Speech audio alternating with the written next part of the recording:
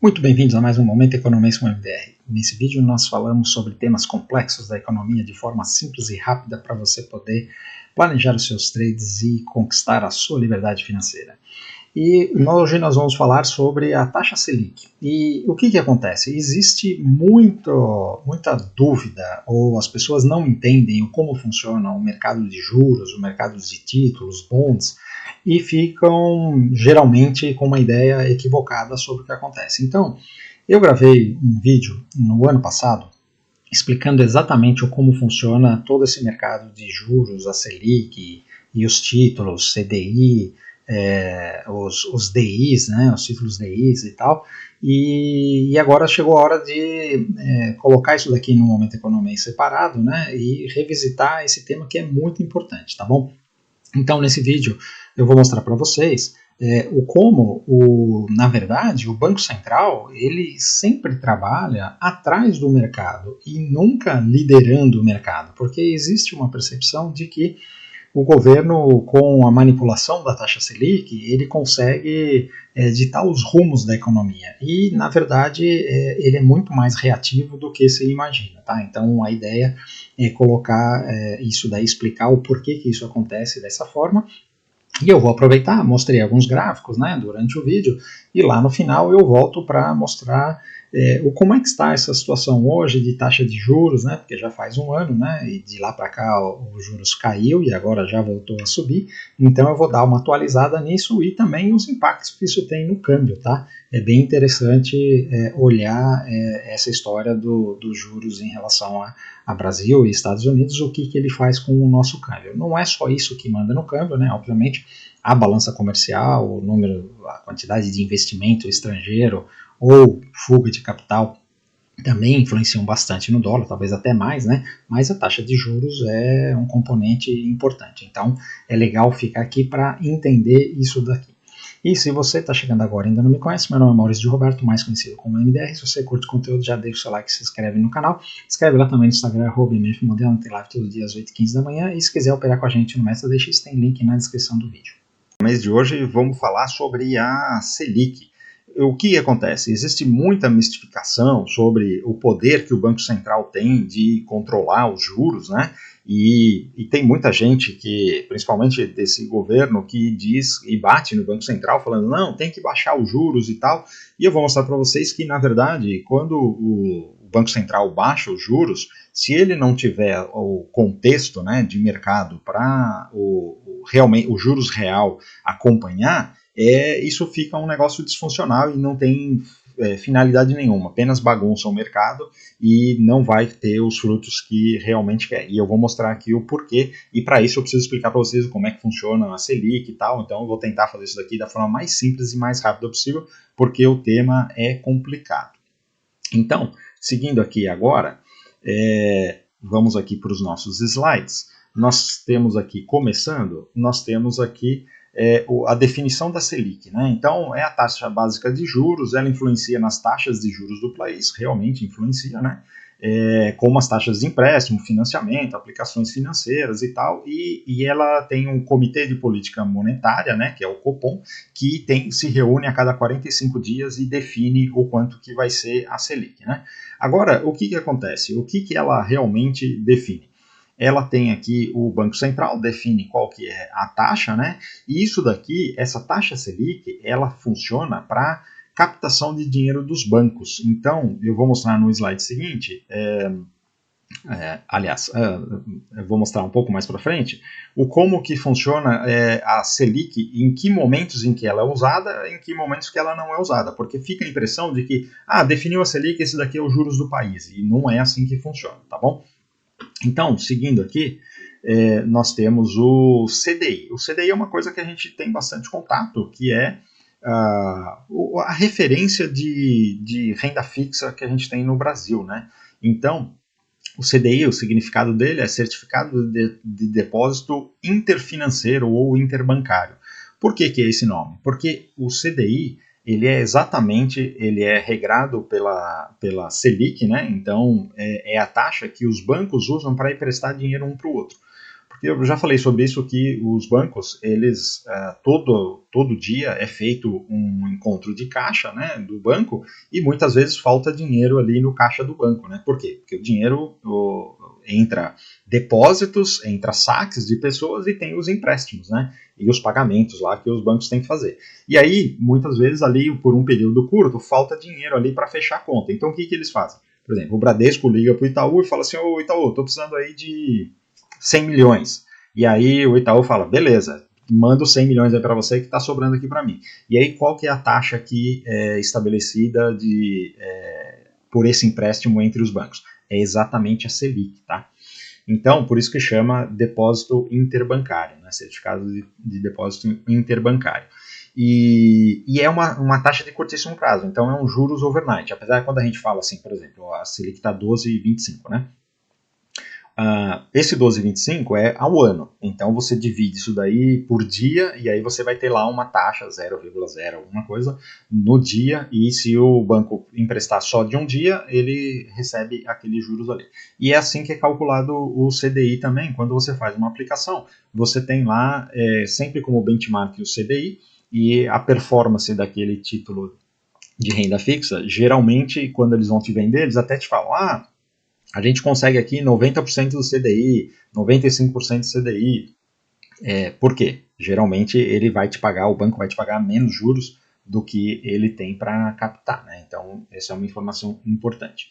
E aí nós temos aqui uma animaçãozinha de como é que funciona os bancos. Eu já falei sobre isso e eu queria falar mais uma vez, né? Então, você tem o banco, quando você coloca 100 reais lá no banco, ele separa 10 reais e deixa como depósito interbancário.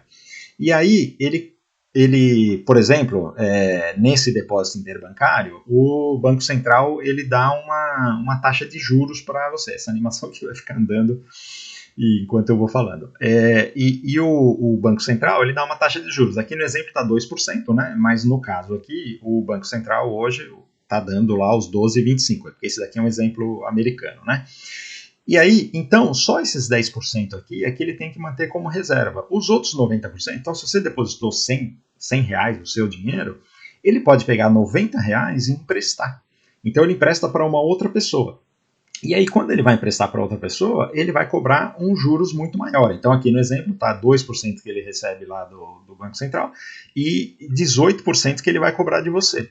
Então, isso significa o quê? Esses 90 acabam virando 106 reais, só dos 90 que ele emprestou. E aí, o que ele faz? Quando você vier buscar de volta os seus 100 reais, se você tiver uma aplicação que ele vai te pagar uns juros ou não, né? Ele vai tirar essa diferença, e essa diferença, olha aqui, esses 14 reais aqui, ele fica como lucro do banco, né? E é assim que os bancos ganham dinheiro. Agora, o que acontece? Se você ficou com dúvida sobre esse processo aqui, eu já falei várias vezes, então estou falando rápido aqui, mas se você ficou com dúvida, deixa aqui nos comentários que a gente explica melhor, tá bom? Mas o que acontece? O banco, ele tem várias alternativas de emprestar dinheiro. Então ele pega esse capital que ele tem, que são todos os depósitos que todo mundo coloca lá, recebe salário e coloca o dinheiro no banco, fica parado lá, ele pode escolher o que ele vai fazer com esse dinheiro. Então, quais são as alternativas que ele tem?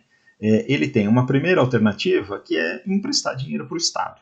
E aí, o que são isso daqui? São os títulos do Tesouro que estão pagando hoje aqui no Brasil de 10% a 11%. Os títulos do Tesouro lá dos Estados Unidos está pagando lá 4,5%, alguma coisa assim, né? E qual que é a característica desses títulos? Eles são títulos de longo prazo com risco zero. Por que risco zero? Porque o Estado, o Tesouro, tem a capacidade de imprimir dinheiro. Então, em última instância, se ele não tiver dinheiro para pagar, ele vai lá, manda imprimir o dinheiro e te paga. Então, assim, a falência do Estado, uma moratória, é uma situação muito extrema e difícil de acontecer. O Brasil não tem a menor chance disso acontecer. Então, é risco zero o Brasil hoje para você comprar um título de Tesouro. E aí os títulos são de longo prazo, por quê? É o título de 1 ano, de 2 anos, de 10 anos, pode comprar até 30 anos, né? Aí você tem a segunda situação, que é emprestar entre bancos, né? E entre bancos é o tal do CDI, que hoje está 12,25.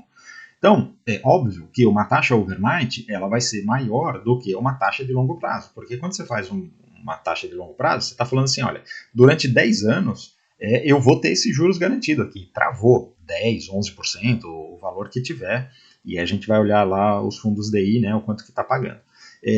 Então, obviamente, vai pagar um pouco menos do que esse CDI. Então, esse daqui é um empréstimo de curto prazo e tem baixo risco, porque a chance de um bancão desses quebrar é baixíssima, né? Às vezes acontece, mas é a exceção. Então, é baixo risco.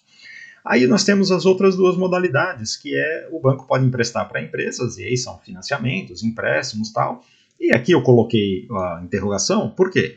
Porque vai depender do prazo, né, e do risco da empresa. Então, se é uma empresa muito boa e que vai fazer um empréstimo por um prazo muito longo, a taxa de juros tende a ir para baixo. Agora, se é uma empresa que está fodida e está precisando de um empréstimo ali para pagar a folha de pagamento daquele mês, esse daí vai pagar uns juros de 20%, 18%, um juros alto, né? Às vezes até mais. E por último, nós temos a pessoa física. Essa daqui é a que paga mais juros de todo mundo, né? Você tem a situação em que os juros não é tão alto, que é o do financiamento da casa, né? Aí você vai ter um juros mais próximo dos 10%, parecido com isso daqui. Por quê? Você vai fazer um financiamento da casa, um financiamento de 20 anos, 30 anos, e você tem uma garantia boa, que é o imóvel. Então, o risco ele é mais baixo. Geralmente, o da pessoa física é o risco mais alto de todas essas quatro opções. Mas o prazo é variável e depende do produto. Se você for financiar um carro que desvaloriza, pode ter um acidente e tal, você vai pagar um juros muito mais alto do que quando você for pagar e um prazo muito mais curto do que quando você vai financiar uma casa. Agora, se você for para o limite do empréstimo da pessoa física, que é, por exemplo, o cartão de crédito, o rotativo do cartão de crédito, você vai pagar uns juros absurdos, né? Não preciso nem falar aí que todo mundo sabe, quem já passou por isso sabe o quanto isso machuca, né? Então, o banco tem todas essas opções. E para onde ele vai emprestar? Para onde ele vai ganhar mais dinheiro. É o menor risco e mais dinheiro. Então ele fica com essas opções aí de onde colocar o dinheiro. E por que eu estou falando isso aqui? Porque isso é muito importante sobre esses títulos do Tesouro, que agora a gente vai passar para o próximo slide aqui para explicar para vocês como funcionam os leilões do título do Tesouro. Então o que acontece? Nós já falamos na semana passada que o governo ele tem déficit, né? Então ele, para se financiar, ele tem que ficar fazendo empréstimo, enrolando, empurrando com a barriga aquele negócio lá, e ele precisa sempre fazer leilões de títulos, que é para rolar a sua dívida e pegar mais grana quando tem déficit, né? E então o que ele faz?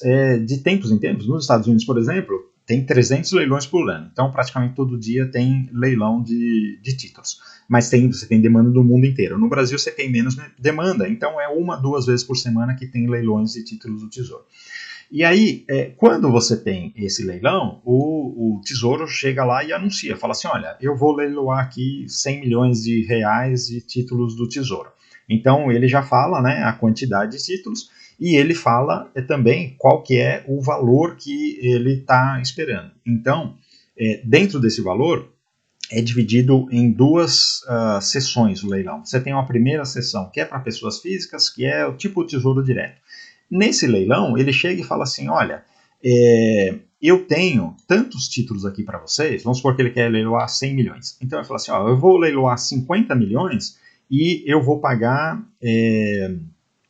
10% de juros ao ano, tá bom? Nos títulos de 10 anos. Então, já estabelece aquele valor, e aí as pessoas físicas que querem comprar, entram lá e falam assim, eu quero comprar isso daí. E não tem negociação de valor e tudo mais. Então, isso fica fechado. Aí o que acontece? Vamos supor que tem os 500 milhões que eles colocaram, os 50 milhões que eles colocaram disponíveis para as pessoas, não cumpriu a cota. E só teve 30 milhões que as pessoas compraram a esse valor. Aí acabou esse leilão. Aí começa o leilão aqui das instituições. O leilão das instituições, eles tinham falado lá, eu quero leiloar 100 milhões, eu vou leiloar 50 milhões para a pessoa física, que é no valor fixo. Os outros 50 milhões eu vou deixar para as instituições. Aí as instituições chegam e falam assim, amigão, eu estou disposto a pagar 9%. De juros, aliás, não estou pagando 9% não. E eu só topo te emprestar dinheiro se você me emprestar por 11%. Na verdade é mais, né? Ele quer mais juros. E aí abre o leilão. Aí tem um banco que oferece 11, o outro oferece 12, outro oferece 10,5 e fica nesse leilão. Até o Banco Central, ele conseguir cumprir a cota dele lá, que ele queria os 500 milhões, porque ele tem um dinheiro que ele precisa levantar, porque aquele dinheiro vai para o caixa do governo, ele precisa levantar aquele dinheiro. Então, ele pega e fica entrando nesse leilão e vai cumprindo as cotas. Então, chega um cara lá, uma instituição, por exemplo, o Bradesco chega lá e oferece 10,5% de juros, eu pego 10 milhões. Aí fala assim, bom, beleza, já tenho 10 milhões aqui por 10,5. Aí o Itaú fala assim, não, eu pego mais 10 milhões, mas eu quero 11%.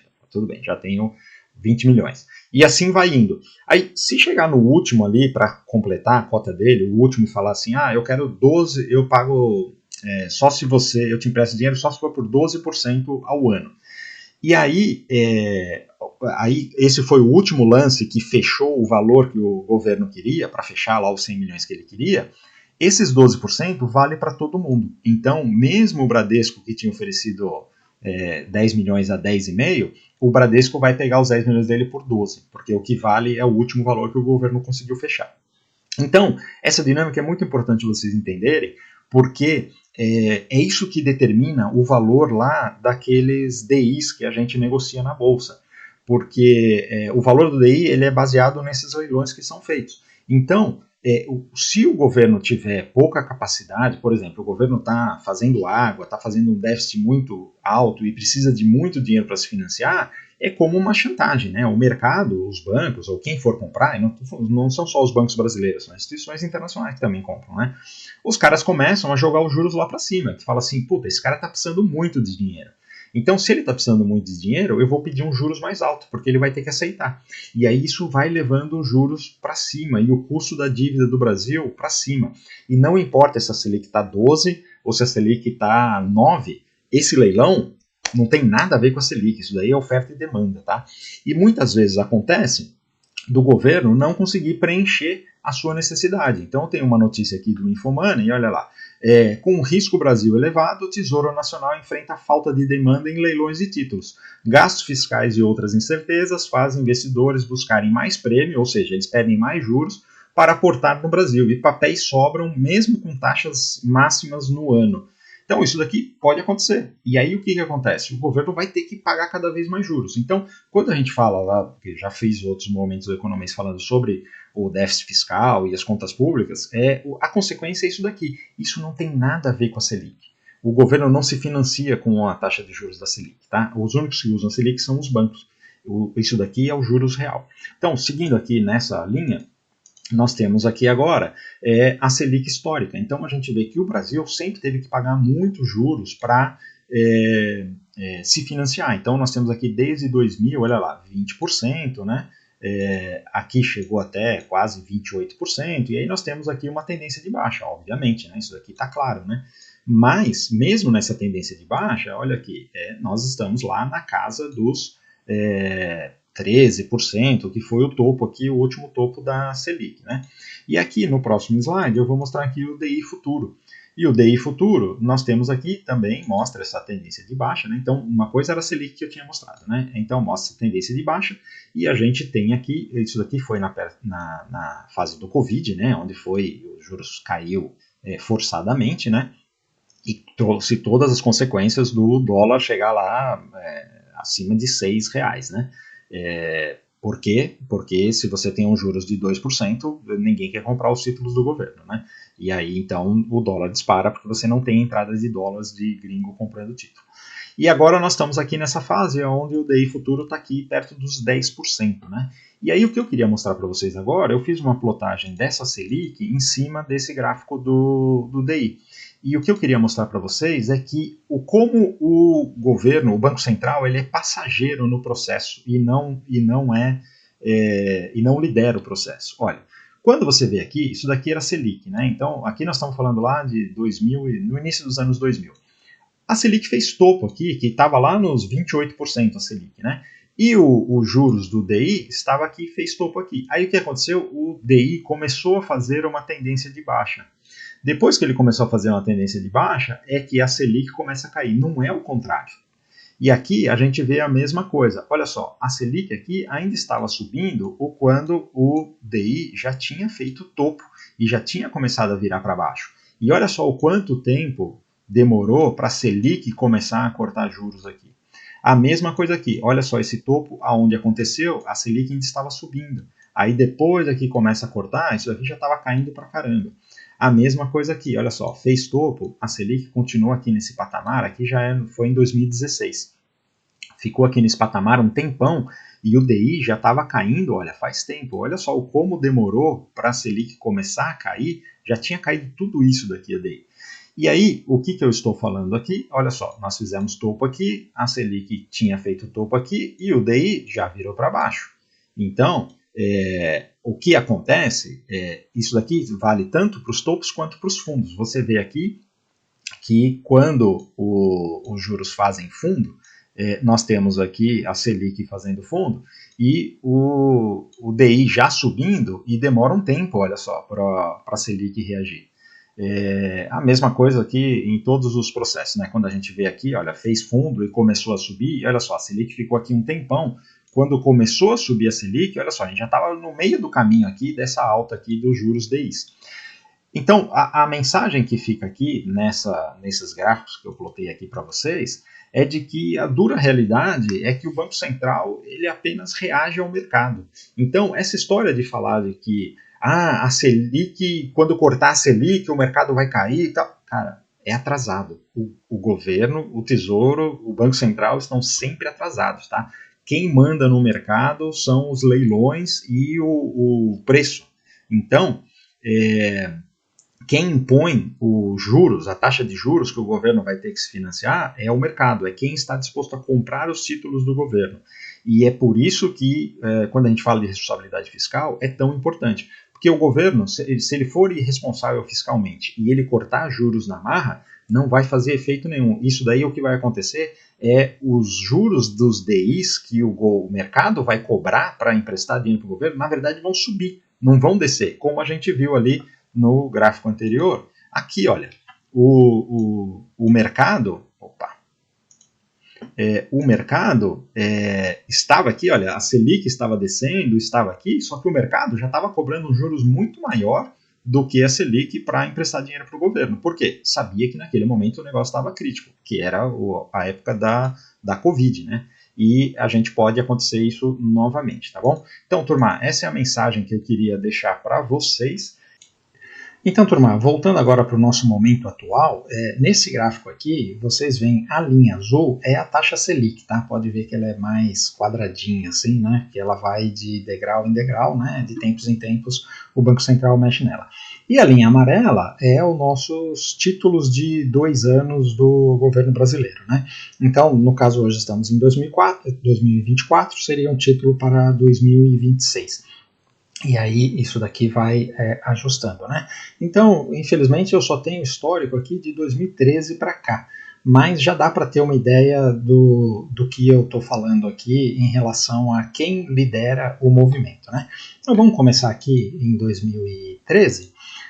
Você vê aqui que a taxa Selic, e esses gráficos eles estão alinhados à escala, tá? Então, a taxa Selic, que é aqui do lado direito, né, a escala, ela estava aqui nos 7%, 7,25%, se não me engano, aqui em 2013, né? Foi o fundo daquela corte de juros da Dilma, né? E aí dali para cá ela começou a subir, né? Isso antes do impeachment, depois tem toda uma outra história, né? Então, o que aconteceu? Nesse momento aqui em 2013, fez o fundo e foi o momento em que a gente estava até com a melhor situação de financiamento para construção e tudo mais, né? Vocês lembram desse momento. E aí, olha só, aqui quando foi já em janeiro de 2013, vocês veem que essa linha amarela aqui, que são os títulos do Tesouro aqui de 2 anos, eles já começam a fazer pivôs de alta. Então, quando nós temos aqui a primeira alta de juros, que aconteceu aqui em maio de 2013, e aí foi para 8%, né, de 7,25% foi para 8%, foi uma alta de 0,75%, uma alta forte, nós naquele momento já estávamos aqui trabalhando com 9% nos títulos de 2 anos, que é o que o mercado manda, né? E aí a gente vê aqui que ele vai andando sempre na frente, né? E a mesma coisa acontece ao contrário, quando você faz topo, né? Então veja aqui que os títulos chegaram a 16% aqui, né? No topo, que foi em dezembro de 2015, e aí ele já fez o topo e começou a corrigir aqui. Então o Banco Central foi fazer o primeiro corte aqui desse topo aqui dos 14,25 que ele estava, né, para 13,75, cortou meio ponto, quando ele fez esse corte aqui, foi em dezembro de 2016. E nós já estávamos aqui com o título de 2 anos cotado a 11,25. Então, veja como o Banco Central ele corre atrás do que o mercado está negociando, né? E assim vai aqui, né? A mesma coisa quando aqui já na gestão Bolsonaro, Guedes e Roberto Campos Neto, veja que eles cortaram bastante os juros, né? E chegaram aqui nesse patamar de 6,5, que já era um erro, isso antes da pandemia, né? E veja como o mercado avisou que era um erro, porque quando chegou aqui, o mercado começou a precificar que isso daqui tinha que subir, estava barato demais, né? Ou seja, não tinha compradores suficientes. E aí depois o que aconteceu? Aí depois veio a pandemia, então eles pararam aqui, né? Ficaram estáveis, né? E aí depois veio a pandemia e tiveram que fazer cortes absurdos até chegar aqui esse patamar aqui de 2% que a gente lembra, né? Durante a pandemia. Mas você vê que os títulos de 2 anos, eles nunca chegaram nesse patamar, eles foram negociados aqui a 3,60, 3,70, né? Fizeram fundo aqui.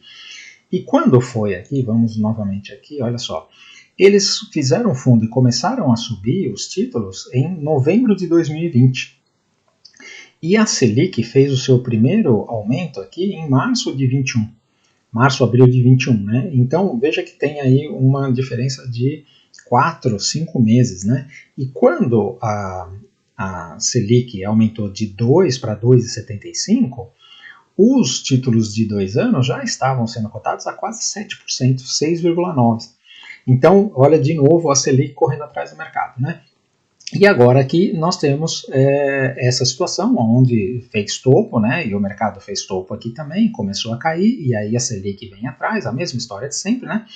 E agora nós estamos aqui nessa situação onde nós estamos com a Selic, já fez uma alta, né? E veja porque o Banco Central está apontando para cima. Por quê? O fundo aqui do título de 2 anos foi 10% e ele já está sendo negociado hoje a 12,5%. Então a Selic está atrás mais uma vez e por isso aqui está tendendo a subir. E lembrando, tem que fazer esse ajuste porque não tem como lutar contra o mercado, tá? E o governo precisa se financiar e todo o sistema precisa se ajustar, tá bom? Agora eu vou colocar aqui nesse gráfico o dólar para vocês verem como o dólar é impactado também pelos juros. Então, turma, essa linha roxa aqui é o dólar. Veja como o dólar tem uma tendência de alta, né? Lembrando, isso aqui é o dólar spot, não aquele dólar futuro que a gente opera na B3, né?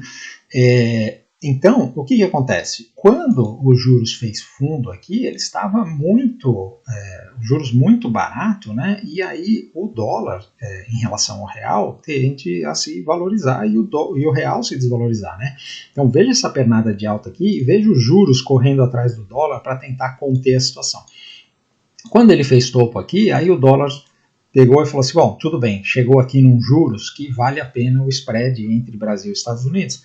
E aí começa a entrar capital aqui para especular, né? Esse é capital especulativo. E aí o dólar faz uma correção aqui e aí ele volta para a cotação aqui de R$3 por dólar, né? Aqui esse topo era 4,100. Lembra, aqui foi o pico da crise da Dilma, impeachment e tal. Aí depois do impeachment ele corrigiu e tal. Mas veja como isso tudo é alinhado com os juros, né? E aí o que aconteceu?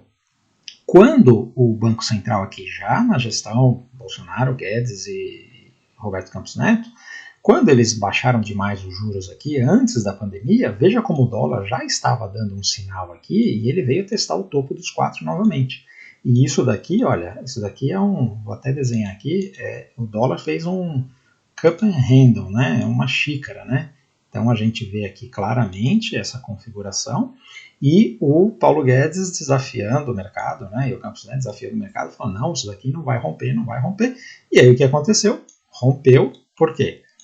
Veio a pandemia, todo mundo teve que baixar juros e essas coisas aqui abriu a boca de jacaré, né? E aí o dólar foi aqui para R$6, né? E nós estamos nesse patamar de preço, né? Entre os 5, né? 4,80 veio aqui, mas entre os 5 e os 6, desde aquele momento lá de 2020. E ele não consegue voltar.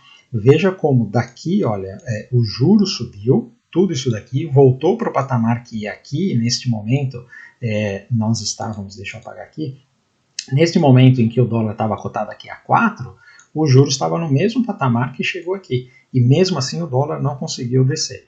Por quê? Tem um componente também que é a inflação. Né? A inflação no Brasil é muito maior que os Estados Unidos, então a tendência é sempre o real se desvalorizar mais do que o dólar. Né? Isso não tem como negar. E agora, o que nós estamos? Nós estamos aqui nessa situação. Então, o que eu quero mostrar para vocês? Com essa nova gestão do Banco Central e toda essa discussão, se por um acaso esses caras resolverem fazer um negócio aqui forçado, né, como aconteceu aqui, esse dólar tende a fazer um rompimento e ir para 7, 8 reais, tá bom? Então tem que tomar muito cuidado e ficar atento ao que esses caras estão fazendo, porque se isso acontecer, nós vamos operar isso daí, tá bom? Então, esse é o Momento Economês aí para falar da taxa Selic, né? Espero que vocês tenham gostado. Se você ficou até aqui e curtiu o conteúdo, por favor, antes de ir embora, deixe seu like. Se ainda não é inscrito, considere se inscrever no canal. Se inscreve lá também no Instagram, @MFModerno, tem lá todo dia às 8h15 da manhã. E se quiser operar com a gente no MetaDX, tem link na descrição do vídeo. Valeu, um abraço.